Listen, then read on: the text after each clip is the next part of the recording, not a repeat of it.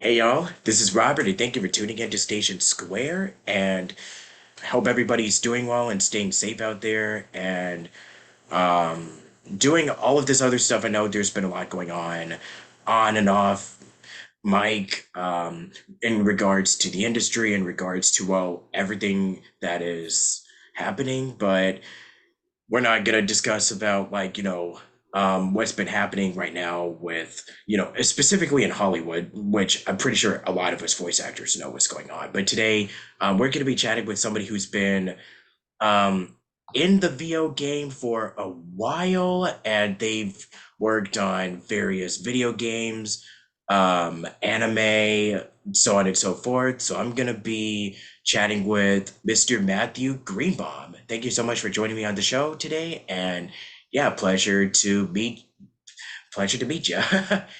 Yeah, pleasure to be here. Thank you for having me. Yeah, I'm just really glad to be acquainted with you for how much time we have for today. But regardless, we're gonna have some fun here. Um, but just give us a quick rundown of how 2023 has been for you so far, what you've been doing this year, and just go through the, I guess, icebreaker type of thing. Like, give us a rundown of how this year has been for you, and what what we should check out. The goods, the good stuff.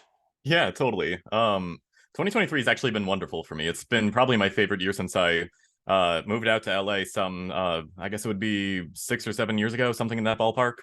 2023 has been really nice. Sometime in 2022 I started writing for anime, doing ADR writing, and 2023 is when that has really started to kick into high gear, which has been wonderful. So in addition to all the voice acting that I've been doing, you can also check out writing that I've done for anime like Dead Mount Death Play. Uh, let's see, I'm so bad under pressure at remembering names of things. Sacrificial Princess is one of my more recent ones. Sacrificial Princess and the King of Beasts. There has been uh let's see, Kamikatsu is one that I did quite a few episodes of too. So yeah, just a lot of various things for Crunchyroll. None of them have been the full series. They've all been various episodes, but if you check out the series, you'll definitely be hearing my words, and that's been a wonderful experience. Right on, man. Thank you for sharing that. And I know that the audience will definitely check those out and um, you know, like pretty soonish, probably after this interview. So um let me see. So I'm not gonna ask like the how did you get started, because that's kind of like the same old, but rather um since you're in LA, how has it been like for you so far when it comes to booking these jobs and then just getting to know the industry in and out? And how would you say that your whole journey has been for you here in, I guess, the City of Angels? For sure. Uh, I think, like a lot of people, the whole experience out here has been kind of like a game of red light, green light, where sometimes you will just be booked wall to wall week after week, and then sometimes you'll just go, long stretches of time without hearing anything from anybody, and that's just the nature of things out here. I'm there right now. That is me. Oh I'm yeah. one of those people right Yeah, now. don't worry. That is Yeah. how it is. Yep. And Yeah. what's really funny is that I've said this in past episodes, but it's like the winter and fall or springtime is usually like very busy and hectic, where I'm just booked back to back with stuff, and then like the summertime and fall hits, and it's like, what is happening? Yeah, totally. Yeah, you send out That's audition after audition, and then Oh yeah. Well, and I've always found, at least in my experience, the weirdest thing about auditioning in LA is I feel like very little of what I book is actually from auditions. It'll be like I'll audition for one project, not book that project, and then maybe months later, the studio will just reach out and be like, "Hey, from this audition you did for this project, we're gonna book you on this other project, unrelated to that one." And it's just like, "Oh, okay." So Okay. Whenever I send out an What? audition, I'm never expecting to book the audition, but sometimes Pretty you hear much, back yeah. a long time later and get something else instead, and that's just the nature of things. Yeah, it's like, okay, I'm just gonna send and forget about it. Then months later, oh hey, we want you for this character for like, I don't know, he has a couple of lines. Can you do it? And I'm like, okay, Totally, what did totally. I do? What, Send and what, forget, what, I think, who? is so important in this Yeah. industry. And then I literally would get emails like, hey, we want you to play this character. And I'm like, who is For yeah, sure. because it's like you sent it months ago and you don't even remember what you did because it's like you said, sometimes you get auditions all the time and chances Hmm. are it's like you're doing a million things per day and it's like when somebody reaches out to you like it's really good. I'm flattered, but it's like please refresh me. What did I do? Oh, I did this. Oh, they liked this? Okay. For sure, for Oh, sure. yeah. That's how it be.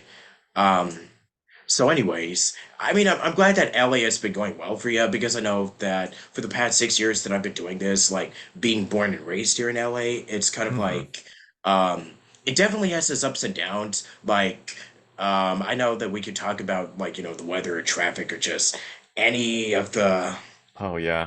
You're the, telling me my air conditioning unit has been broken all week. It just got fixed like 2 hours ago. So right now I am oh feeling man. the best I've felt in a week because yeah, like you said, this weather is it's a little brutal. Yeah, with heat waves and everything during the summertime, so it's definitely no joke. And honestly, I really do think that LA, it is really like if you want to move out here because this is something that you really love doing and it's something that it's in your heart to, really go out and pursue, then that is totally 100% a-okay, go for it. Hmm. But it can be really brutal, like Oh, totally. not just with the weather, but also just um, everything else. Yeah, I mean the biggest thing um, for me was the cost of yeah. living. I saved up for a long time before I moved out Live, here. dude, the price it, oh my gosh. Yeah. I mean, I'm from Missouri, which, I Oof. mean, God, if I wanted to live in a place like I live right now, which I don't live in anywhere special, but if I wanted to have a place like I do right now in Missouri, I could find it for probably a fourth of the price, if not less. Yeah, and it could definitely be some culture, not culture shock, but it could definitely be like it could be a really nasty surprise. Like if you're Hmm. coming from somewhere like Missouri or like basically moving to LA from anywhere, like from the United States. Like you could be from I don't know if you're moving from Ohio or Hmm. Seattle or Texas, so on and so forth. Like being in LA, it could be pretty daunting at first. So for you personally, how would you describe like the whole process of moving from Missouri to LA, and the Honestly, whole journey it took to get to, once you finally made that transition to actually, yeah. move to the big city. Yeah. Honestly, the culture shock part was actually probably the easiest for me because I never really felt like I fit in well in Missouri. Mhm. I mean, growing up as a bisexual boy in a very conservative area, not always the most Man. friendly, welcoming sort of vibe. Ugh. So moving out here definitely felt a lot more comfortable in that regard. As for the actual process, it was somewhere in when would it have been? I guess 2015, 2016. I just started to realize that I wasn't happy doing what I was doing, so I started saving up to move out here. I had been a musical theater performer for most of my life up to that point. Hey. Yeah, yeah. And I still love musical theater dearly, but something about the lifestyle just wasn't clicking with me very well. So I wanted to try something new. And that's when I decided to move out here and pursue voiceover. Um, so I spent about a year, uh, and I'll say right out the gate, I spent that year living with my parents, saving up money, just working at a restaurant every day. So if anyone's listening to this and is like worried, like, oh God, I'm still living with my parents, like, don't worry, you do what you got to do to make ends meet. I Um, mean, I still would for my family. if I could, I But absolutely yeah, would. Yeah, yeah, you do what you got to do to make ends meet. There ain't no yeah. shame in that.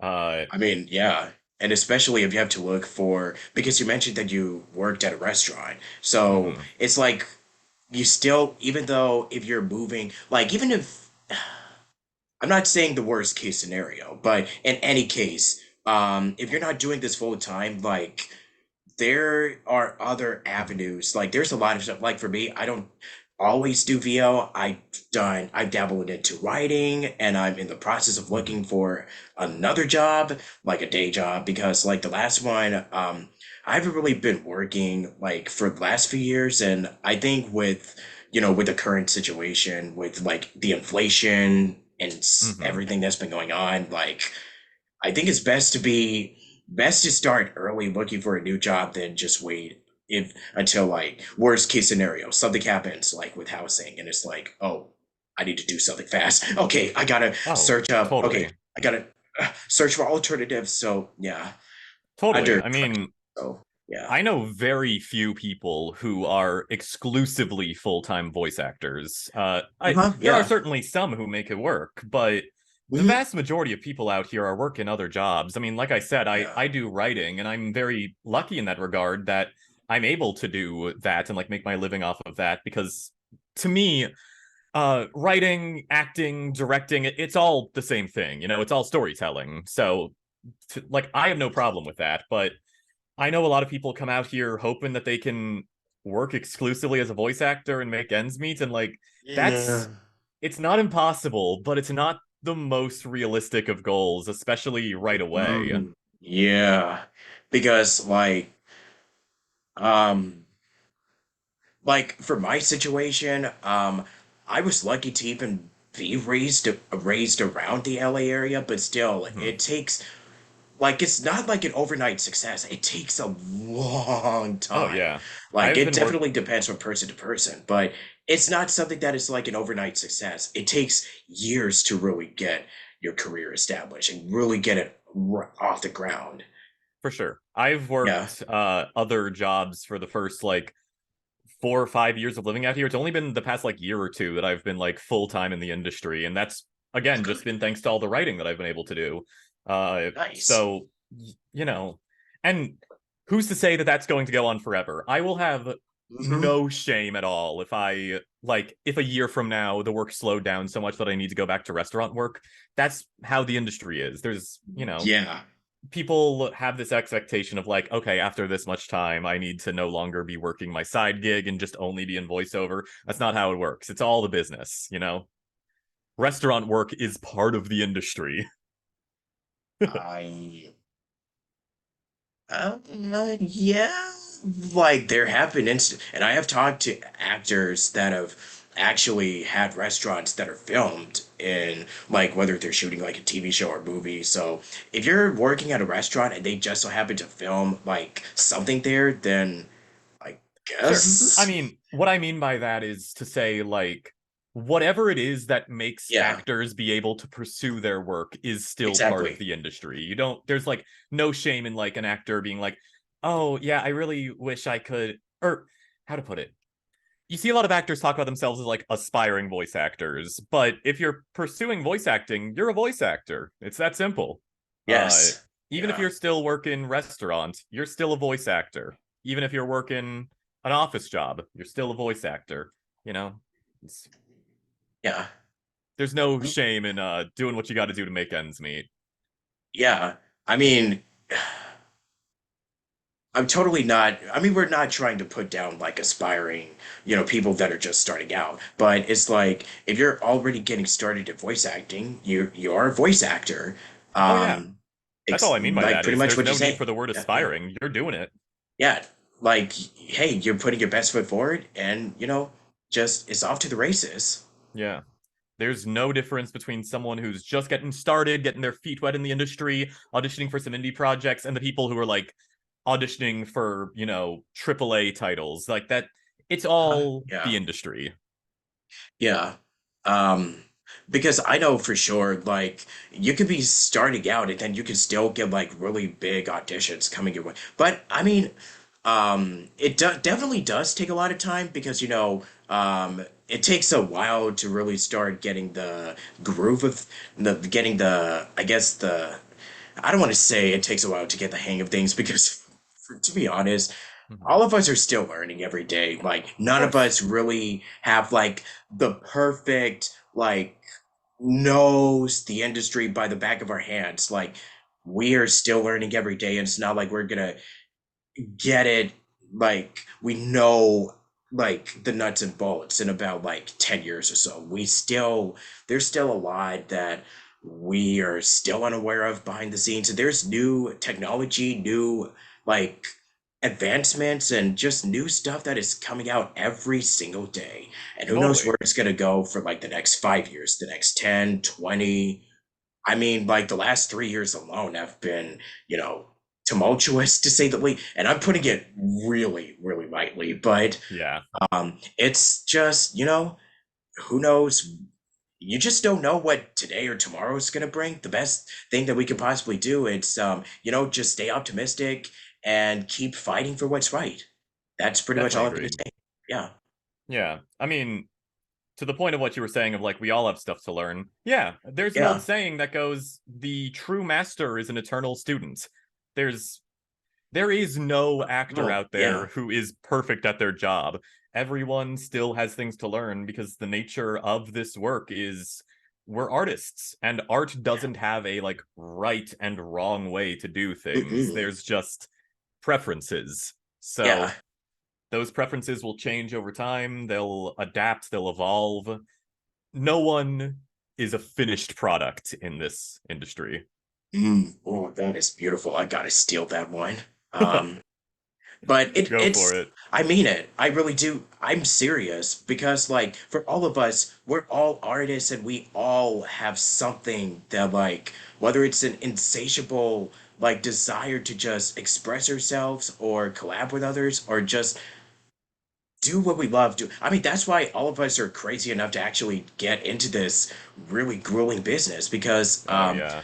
and I really do mean business because like Hmm. you're your own boss, I mean it's like, oh, okay, so all you have to do is just scream or rage in front of and I really do I mean, that's kind of because how my first impressions of like voiceover is like, oh, you get to do this, get a microphone and just start just saying stuff. But there's still a lot that goes into it. There's still training, there's still Hmm. marketing, there's, updating your stuff and consistency. So many that goes into it. Um, and I'm actually going to be uploading like a video this weekend talking with a guest who's pretty well known in the industry. And they were Hmm. also talking about like the business of the business. So definitely feel free to keep an eye out for that sometime over the weekend. And that's pretty much a lot of what we've been discussing here. Oh, and also our home studios. That's kind of been like, I know that for the last, oh yeah, see this. For like the last 3 years or so, I know that remote recording has always been something that's been happening, long before COVID, but I think after the pandemic is like it's definitely skyrocketed after, 2020. Oh Absolutely. boy. Yeah. Ugh. Yeah, just saying 2020 just made me die a little inside, but um yeah, but I mean, at least we're kind of at the point where it's like, okay, so we can definitely go out and still be cautious, like if we get it, it's like, we just get Yeah. sick like I temporarily. uh Yeah. I'm definitely glad that it is starting to become an option again to go back into In studios. the studio. Yeah. I have no problem remote recording. I'm always happy to do it, but Yeah. like there is a different vibe getting to be in a studio and actually like be around people. It makes the whole thing feel so much more like a collaborative effort. To me, that's always been like such a wonderful part of the industry. Um, I mean, I don't think there's any surprise in saying that, 2020 and the whole pandemic was a very isolating experience for all of us. Yeah. Uh, so I am happy that we can, to some extent, reintegrate into society again, even if we are still, of course, being cautious and being taking every precaution that we can.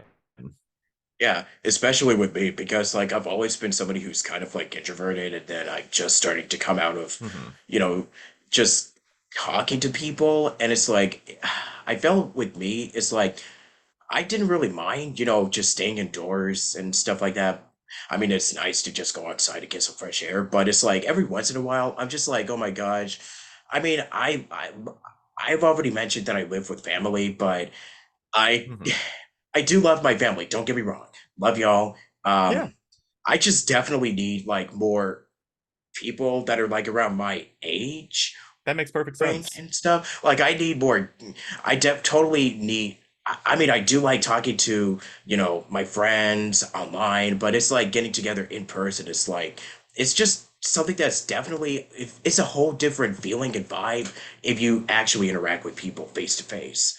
It's just Hmm. we have to guard ourselves, which is unfortunate, but that's pretty much this is here we are. Yeah. That's the reality we're in right now. But anyways, not to go into, I guess debatably politics or soapboxes or whatever I just rambled off into, but yeah, for musical theater, like I kind of wanted to circle back to that. So would Hmm. you say that musical theater was kind of like that outlet that kind of really helped you because I know you mentioned earlier that you were bisexual, so was it kind of like an Hmm. area where you felt like you started truly finding like like finding yourself and really started discovering your voice and everything, and you found your, I guess, calling and what you decided what you really wanted to do, like when it comes to expressing yourself and just finding your true voice. Would you say that musical theater was kind of your solution or escape from, I guess, the reality? Because you mentioned that Missouri was kind of, so that was kind of like the big, moment, that light bulb is like, I really want this. I think I I'm don't know gonna if start. I don't think I want to call it an escape. Overall, my life was not bad in Missouri. I don't want to Okay. oversell like, the drama of living in Missouri. Like, no, my life Yes. was fine enough. Okay. Yeah. It's more of, the politics of Missouri that didn't necessarily agree with me. But the moment to moment, day to day life was there was nothing wrong with it. I had a happy life, happy friends, happy family. So I don't necessarily want to call musical theater an escape in that regard, but it did Okay. definitely um there Helped you was a grow your passion that I confidence. had Yeah. for it that allowed me to express my creativity in ways that I would not have otherwise had a chance to, and I'm always grateful for that. I mean, I've been an actor since I was a little kid. I started acting at age 6, and so So musical it theater definitely was it helped you grow your confidence too. totally, yeah. I was a very shy kid, and it, just getting to be in musical theater, all the performing in front of audiences and all that stuff made me feel a lot more comfortable just existing in front of people and not worrying Yeah. about like, oh, if I say something embarrassing, everyone's gonna laugh. Like, if anything, musical theater teaches you if everyone laughs at you, that's a good thing. So Mm. whenever I do, make mistakes in my day-to-day life, slip of the tongue or whatever, and people are laughing at me, that's not a bad thing. I'm happy to make people laugh, even if it's at my expense. Uh Yeah. so musical theater definitely helps with that feeling of just being yourself, existing in your body, and not worrying about the little things too much. Musical theater's always been great for that. Yeah. So let's talk about your work for a little bit, because Hmm. you've done additional voices for countless titles. Oh Yeah. yeah, I If mean, I try to just list them all, it's gonna be, yes, you just made the list. But I mean, the stuff that's online is even just a fraction of it. I honestly have not yeah, kept up very well with announcing everything. dude, I'm not a I'm the big social same media way. person. I mean, if I didn't have social media, I would have not even used social media if it's not so essential for working as a voice actor. Which, For I sure. mean, granted, you don't. I know that a lot of voice actors don't necessarily use it, but it's like, for following, not, don't use it just to get followers. Okay, I'm not For gonna sure. say that right now, but if there's clients that are looking for actors, then it's like, you know what, website, everything, you got the Yeah, it's essentials, good the to have a tools and presence. stuff. Yeah, a presence, exactly. So, um, But So I sorry, I guess didn't mean the to two derail you there with social media talk. no, it's all good, but I guess the two big ones I do want to talk about Hmm. are okay. Okay, well, Rise of the JoJo. Okay, so let's talk about like Lupin and Genshin for a little bit. I know for Lupin, you kind of have, I mean, for pretty much a lot of the projects that you've done, I know that most of the stuff that you've done were kind of like, hey, so this is like patron or some guy on the street or auctioneer number three or two. But Sure, yeah. for Genshin, I think that was kind of like um it's always that one project that is like, okay, so I know that Genshin is very big right now, and getting to be a part of, such a monumental franchise to so many people, especially during the course of the pandemic, because I knew it was gonna tie around, the pandemic COVID time. But yeah, I know that with 2020, like I think one of the bright spots is definitely Genshin and also Among Us. That's another big one. But for Genshin in Uh-huh. particular, like what's it kind of like? Oh, like you got an audition from an agent or somebody, and then you read for it, and then you got the part of. Okay, I can't pronounce his name. Is it Etch? Age Itchta? Mhm. Yeah, E. No, don't Okay, worry. The pronunciation is tricky, especially because, if I'm not mistaken, he's based yeah. on a folk tale that is pronounced differently. Um, So I guess my question is, oh, okay, that's good. That's actually neat to know. But anyways, getting to be a part of Genshin, how would you say that it's been like, and your overall experience of working on the game, the fandom, and just how it was such a really great experience for you overall. yeah, I mean, Genshin, I don't think it'll come as a surprise to say, working on Genshin has been an absolutely splendid experience. Uh, as for how I booked it initially, it was, I mean, no terribly exciting story. I had a friend who was in the game recommend me. I read for some characters and wound up booking Ajdaha, as well as a few smaller voices here and there. Um, it's been a really wonderful experience working with them. Ajdaha especially was just a very exciting one because I always love doing monster voices. It's very fun to get into some of that more gravelly space and get uh I don't want to say vent anger because I'm not a very angry person, but getting to record Ajdaha when we were in lockdown was certainly a cathartic experience, I will say. Oh yeah. Uh and Yep. then getting to work with the team of mihoyo and the people who've been working on the game, Brooke Chalmers, Chris Fiala, they're just absolute powerhouses in the industry and wonderful to work with. Yeah. Yeah, what kind of things did you want to know? I mean, obviously I can't get too Yeah. detailed with some And stuff, but I can talk, things here and there. yeah. I mean, I usually would just ask about like, Genshin when it comes to storytelling, the character. Oh, Hmm. actually, like, I think there's something that I would like to say. Like, it could be from Genshin or it could be anywhere else, but Hmm. what characters have you played over the years that are kind of like, you mentioned that it was cathartic, but for you personally, name some characters that you consider to be like, um that you kind of relate to the most, that are kind of like, it could be characteristics, it could be their personalities, their goals or motivations, or the Hmm. characters that are kind of some similarity, I don't want to say similar, but you kind of find the most relatable to, Sure, or sure. you kind of find the most emotionally attached, I guess, if that's the right word. I don't A character that I found deeply relatable that I played, I guess it would be a year or two ago now, was from a show that I don't feel like got enough attention because it was a really charming series. It was from the show Miss Kuroitsu from the Monster Development Department. I was Oh, I've playing a heard of that character one. of Yeah. yeah, I was playing a character called Dr. Sadamaki, who was essentially the main character's not her boss, but like kind of her supervisor, immediate superior kind of person. Uh, the entire show is a spoof on the you know, Kamen Rider Sentai Ranger kind of vibe. It's about the people who make the monsters that those people fight.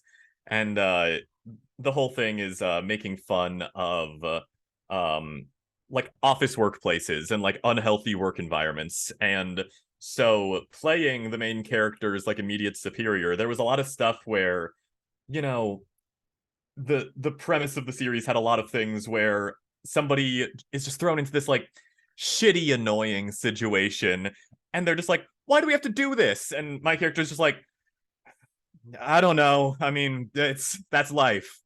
You got to do shit sometimes, and that is just such a deeply relatable thing, because I'll be damned if there aren't moments where you wind up having to do business things out here and you're just like, why should I have to do this? I came out here to be an artist, not a businessman. But it's like, yeah, but sometimes you got to do business too. Yeah, exactly. It was just it was a hard truth that I had to learn. Yeah, yeah, It is like, yeah, I know a lot of us are artists, but you gotta know the business. You gotta do the business stuff. And I'm totally. like, yeah, And then because we're entrepreneurs when you really when it really comes down to it. Yeah. totally. And then circling back to Genshin, because I know you were talking about that. This was a less relatable one, I guess, to me, but definitely just a really lovely experience. There is a character in Genshin that I played more recently than Ajdaha. His name was Escher. Um, and it was a really affirming experience as like an artist, because well, here are some spoilers for let's see, where would it be? It's around the Wanderer's story. So, spoiler warning for Wanderer's story if anybody's going through that. Uh Escher is seen in a flashback uh regarding the Tatarasuna furnace. And as the person is talking to him, they're starting to realize that he is actually a different character in disguise. He is a member of the Fatui, who is like one of the main villains of the story. He is the character of Il Dottore in disguise. So they played me the actor who actually plays uh, Il Dottore. His name is Mick. They played me his performance. Incredible, incredible performance. And they gave me the request of, we don't want you to copy what he sounds like, but we want you to take some of his mannerisms and just vocal tics of how he has chosen to do this performance and incorporate some of that into it. So it made for a really fun session where I got to, still take my own voice without mimicking somebody else's, but throw in some things that I wouldn't normally do and emulate someone else's performance. It made for a really interesting time. Mhm. Yeah, that was pretty interesting. Um, Especially with like, I know for voice actors we have to listen to older references and then have to craft and make it our own. It's kind of like, it's a fun little challenge, Yeah, and I totally. really enjoy it. So I know that you've also done ADR writing and you've done some singing covers. Mm-hmm. So balancing that out with your voiceover work, do you find it to be like something that just came naturally, or is it still kind of like a balancing act of sort? I suppose it is a bit of a balancing act, and one that I'd be lying if I said I'm consistently succeeding at. Okay. More often than not, uh my one part of my profession will wind up taking precedence over the other for like periods of time. So I'll go through windows where it's like, okay, I'm mostly writing now, or like, okay, I'm mostly acting now. Not really singing as much. That's more of a hobby these days. It's something that I can do professionally, but more often do just for fun. Um, but the ADR writing has definitely, that's not something that was just incidental. Definitely, it was something that I made a very deliberate effort to get into. It's something that I've been passionate about since, the thing that got me passionate about that actually would have been watching the Steins Gate dub many years ago. The writing of that dub was just so remarkable that after seeing it, I just said, yeah, I want to do that. That's incredible. So it's been a very deliberate effort to get into that end of the industry. Yeah, totally. Um, Let me see. I would ask about like what hobbies have you picked up, but I think we're kind of like, oh wait, what's that? I mean, I don't know. I do try to maintain what social life I can. I like Exactly. to read a lot too. I Yeah, like to go out with friends. I'm not a super exciting person in my hobbies, certainly, but I like to see concerts with my friends. I like to read. I like to play video games. I think the same as a lot of people in this industry. totally. Let me see.